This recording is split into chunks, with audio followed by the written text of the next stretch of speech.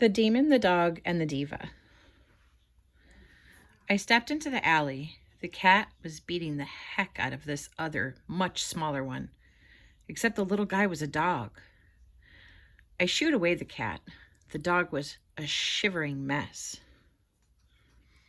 His fur was all tarred up. His tongue stuck out to the side of his mouth. His eyes were gunky and pointed out towards the sides. His tail was chomped up and bent. What I could see of it, he had it between his legs. What a shrimp he was.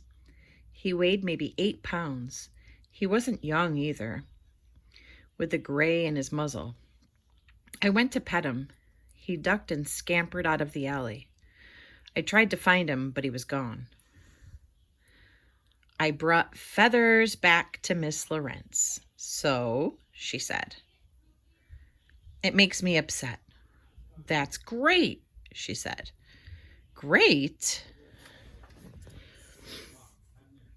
Why does it upset you, Ben? I'm not sure. Can you hold it for me? You don't want to take it home? She said. I forgot my backpack today. It weighs 4.5 ounces, not to mention its title is Feathers. You can't carry it. I looked out the window. A bunch of guys were hanging by the free newspaper boxes everyone throws garbage in. They'd take Feathers and rip it up, and then Franny and the Jesus boy would be in pieces, getting kicked around in the wind. How do you know it weighs 4.5 ounces? I said. I'm guessing. She dropped the book onto a postage scale. 4.5 exactly. You're not human, I said. She nodded and leaned in and whispered, I'm a librarian. She wrote on a sticky paper and stuck it to the book. Then the weirdest thing happened. Her lips trembled, and I swear she was about to cry. Don't forget your inhaler, she said as she put the book aside to help this other kid check out a stack of video games. I leaned over to the counter to see what she wrote. The note said, Hold for my Ben. I was going to miss her next year when Mom and I moved to Miami. It almost made me want to join Facebook, the idea that if I didn't, I'd never see her again. I would send her the biggest wink, Miss Lawrence, to acknowledge all the kindness.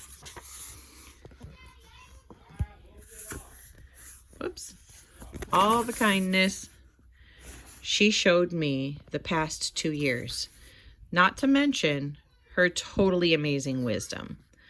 I'd send her the wink every freaking day. I was headed out when this girl was coming in. I held the door for her. She wore a lime green beret, oversized sunglasses, a glittery scarf, and a red suit jacket with gold buttons buttoned up to her neck, even though it was like 75 degrees out. She wore purple gloves with the fingers cut off. Her high tops were pink sparkles. She pretty much had every color of the rainbow covered. Her backpack was one of those mesh ones, so she could show you how totally brilliant she was with all the books she had in there. Let's see. The big, bad, tough guys outside didn't mess with her. No, sir. She was the kind of girl who, if you cracked some lame comment about her books or gloves or whatever, she'd come back with something that made you feel even stupider than you were. Nope, stupider than you are. And in front of all your buddies, too. Even the dumbest guy knows not to mess with a diva. And boy, was she one. She stopped to check a text. Here I am holding the freaking door for her, and the whole time she's texting back. And then she brushed right past me without even tossing me a thanks. You're welcome, I said. No, I didn't. I just left.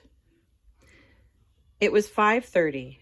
Mom liked me home by 6 to help with dinner. The tide was coming in. The salt smell was strong enough to make you cough. Papers blew right around the street. Nope, papers blew around the street. I had a feeling I was being followed. I turned around. Mermaid Avenue was packed with everybody coming home from work. But nobody seemed interested in me. I headed up to Neptune, which was a little less crowded, and now I was sure somebody was stalking me. I spun around, and there he was.